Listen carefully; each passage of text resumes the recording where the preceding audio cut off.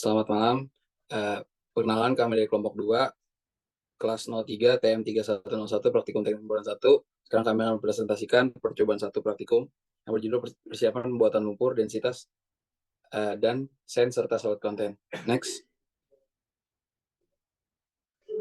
Ini adalah kelompok kami. Ada Firdaus, ada Akmal, ada Fahri, ada Kenny. Kami dari kelompok 2. Next.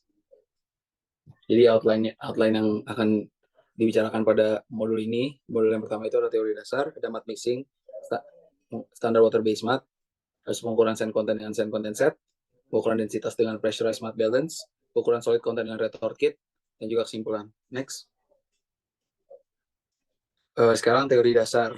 Jadi lumpur pengoboran itu digunakan dalam proses rotary drilling. Fungsi utamanya adalah mengangkat cuttings dari dasar sumur ke permukaan dan juga mencegah agar fluid deformasi tidak masuk dalam lubang sumur. Nah, habis itu lumpur pengoboran itu terbagi menjadi beberapa tipe, tapi yang umum digunakan itu adalah water based math dan oil based math. Habis itu material pembentuk lumpur pengoboran itu berbeda berdasarkan tipe lumpurnya, dan juga tidak hanya material lumpur pengoboran, juga harus ditambahkan zat aditif agar lumpur pengeboran ini bisa tetap maksimal dalam fungsinya. Habis itu properti lumpur pengoboran itu penting untuk diukur agar kita bisa menjaga agar lumpur pengoboran ini tetap maksimal digunakan. Next. Selanjutnya ada terkait math mixing atau pembuatan lumpur untuk pada percobaan tersebut. Jenis lumpur yang digunakan yaitu water based math, di mana fresh water ini merupakan continuous phase. Merujuk pada tabel yang terdapat pada slide, yaitu jenis atau spesifikasi yang kami gunakan yaitu STD Math Cirebon yang telah disediakan oleh asisten.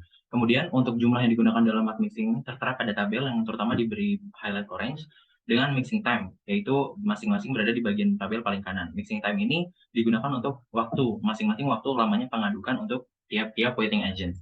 Kemudian waktu untuk penambahan weighting agent atau produk disesuaikan dengan mixing time serta berurutan, mulai dari caustic soda hingga diakhiri oleh barit. Hal ini ditujukan untuk karena dari sifat masing-masing weighting agent tersebut, karena caustic soda ini mudah meleleh sehingga disarankan untuk dimasukkan paling awal. Boleh dilanjut? Kemudian kita akan bahas tentang sand content set.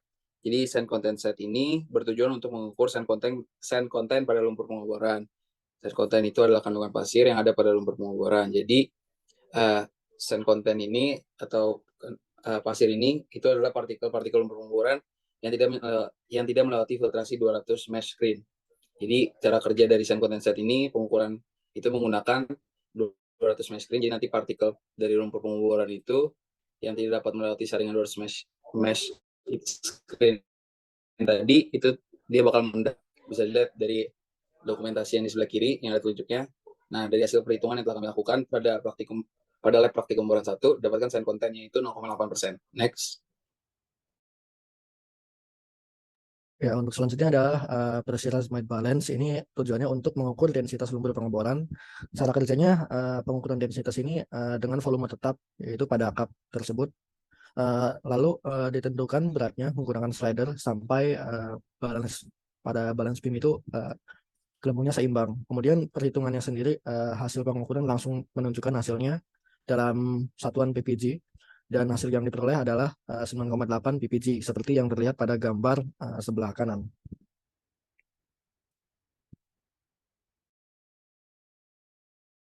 Kemudian alat selanjutnya ada retort kit. Tujuannya alat retort kit ini adalah untuk mengukur solid content. Solid content ini adalah padatan yang ada pada lumpur pengoboran. Cara kerjanya gimana sih alat ini? Itu akan memisahkan continuous phase dan discontinuous phase dengan memanfaatkan perbedaan electric dB-nya. Hasil perhitungan yang telah kami lakukan pada lab praktikum pemboran 1 ini bisa dilihat pada tabel. Jadi cara hitungnya itu adalah solid content sama dengan 100% dikurang persen dari continuous phase. Dapatkan 92% continuous phase, maka dapat disimpulkan bahwa solid content-nya adalah 4%. Next. Ya, kesimpulannya untuk modul 1 ini bahwasanya materi pembentuk lumpur pengemburan berbeda-beda berdasarkan tipe lumpurnya, yaitu menyesuaikan pada kondisi sumur pengeboran. Kemudian formulasi dan pembuatan lumpur pengeboran tidak dilakukan karena keterbatasan waktu dan tempat, sehingga mat yang kita gunakan untuk penelitian percobaan selanjutnya adalah hasil dari dibantu oleh asisten teknik pengeboran. Kemudian diukur densitas lumpur pengeboran menggunakan pressure smooth balance, diperoleh hasilnya sebesar 9,8 ppg. Kemudian kandungan pasirnya digunakan menggunakan sand content set, diperoleh bahwasanya 0,8% kandungan pasir pada STD Mud Cirebon. Kemudian yang terakhir adalah solid content, diperoleh sebesar 8% menggunakan retort kit pada mud STD Mud Cirebon. Kemudian kita lanjut pada percobaan kedua atau bisa dibilang modul 2 pada praktikum teknik pemboran 1 ini yang menjual viskositas, yield strength, atmospheric filtration loss, dan lubricant.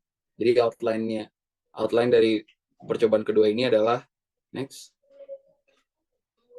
Ada teori dasar, ada pengukuran viskositas relatif dengan menggunakan Marsh funnel, ada penentuan apparent viscosity, plastic viscosity, yield point, dan yield strength, dan VG meter, penentuan volume filtrat, pH filtrat, dan ketebalan makik dengan LPLT filter press, penentuan tekanan pelumasan ekstrem relatif dengan EP lubricity tester, ada complete specification, ada kesimpulan. Next. Jadi untuk teori dasar, rheology merupakan ilmu terkait materi yang berubah bentuk dan mengalir mencakup elasticity, plasticity, dan viskositasnya. Pada konteks pengeboran digunakan untuk mengindikasikan properti dari suatu fluida pengeboran. Nah, rheology ini dapat dibagi berdasarkan fungsi utama mat seperti mengangkat cuttings dari wellbore yang properti fisika kimiawinya, yakni properti rheologinya yield point, apparent viscosity, velocity, dan gale strength. Kemudian pada praktikum ini digunakan water-based mat seperti yang diketahui sebelumnya, dan akan diukur beragam properti rheologi seperti plastic viscosity, yield point, gale strength, dan lain-lain. Untuk pengukuran yang pertama yaitu pengukuran viskositas relatif dengan menggunakan Marsh funnel. Tujuannya adalah untuk memonitor perubahan viskositas dari lumpur yang sedang disirkulasikan. Pada tampilan tertera pada slide, terdapat data hasil pengukuran viskositas dengan alat Marsh funnel. Ada dua jenis fluida yang digunakan, yaitu freshwater dan mud, dengan masing-masing memiliki volume yang berbeda dalam mililiter. Waktu aliran yang didapatkan juga berbeda-beda, namun yang paling mendekati adalah freshwater dengan volume 1500, yaitu 25,63, di mana standar atau ketentuan awal itu yaitu 25 second. Marsh funnel digunakan untuk memonitor seberapa kental fluida pengeboran yang diuji, di mana dalam hal ini data atau nilai dari viskositas yang diukur tidak didapatkan secara spesifik, melainkan mencari nilai terdekat sesuai dengan kesepakatan bersama. Kemudian sebelum melakukan pengukuran viskositas relatif, dilakukan kalibrasi terlebih dahulu dengan freshwater sebanyak 2 kali sebagai bentuk pembuktian terhadap standar atau ketentuan awal, yaitu terkait quartz. Kemudian melalui hasil perhitungan dihitung mengenai galat dari viskositas relatif yang didapatkan, sehingga didapatkan besar galat sebesar 19,58%. Nilai ini terbilang cukup besar dan jauh dari standar pengukuran yang seharusnya, yaitu dengan rentang error sebesar 0,5 detik. Hal ini mungkin terjadi karena adanya kesalahan atau prosedur ketika melakukan mud mixing ataupun dalam melakukan percobaan dengan Marsh funnel. Boleh dilanjut? Kemudian yang kedua yaitu adanya penentuan apparent viscosity, plastic viscosity, dan yield point dengan alat viscogiometer. Tujuannya adalah untuk menentukan parameter-parameter rheologi lumpur yang menggambarkan kelakuan fluida non-Newtonian. Fluida non-Newtonian ini merupakan fluida dengan viskositas yang tidak konstan.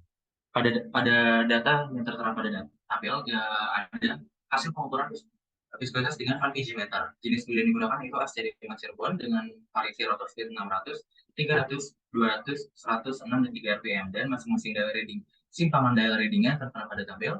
Terus kemudian di gambar tersebut juga ada mekanisme pembacaan dari simpangan pada dial reading. Boleh lanjut. Selanjutnya terkait hasil perhitungan.